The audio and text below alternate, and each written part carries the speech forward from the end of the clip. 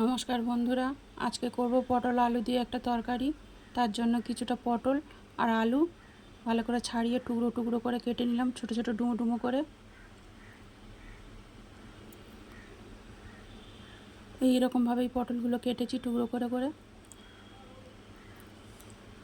আলুও এইভাবেই কেটে নিলাম। এদিকে কিছুটা টমেটো আর কাঁচা লঙ্কা কেটে নিয়েছি। কড়াই তেল দিয়ে দিলাম, তেল গরম হয়ে গেলে কালো জিরে, তেজপাতা আর শুকনো লঙ্কার ফোড়ন দিয়ে দিলাম।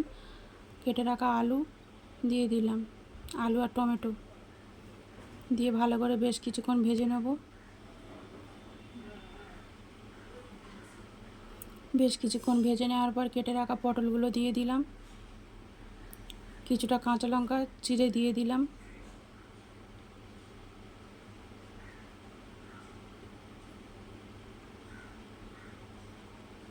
ভালো করে ঢাকা দিয়ে দিয়ে ভেজে নেব।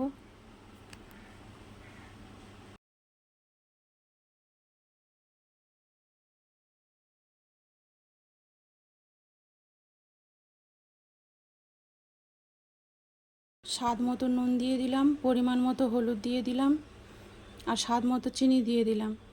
দিয়ে ভালো করে কষিয়ে নেব। আরও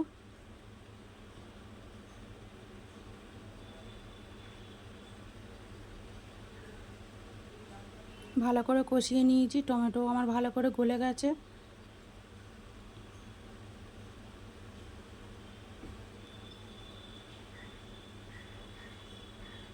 এর পরিমাণ মতো জল দিয়ে দিলাম। বেশি ঝোল করব না তো, শুকনো শুকনো করব, মাখা মাখা তরকারি করব।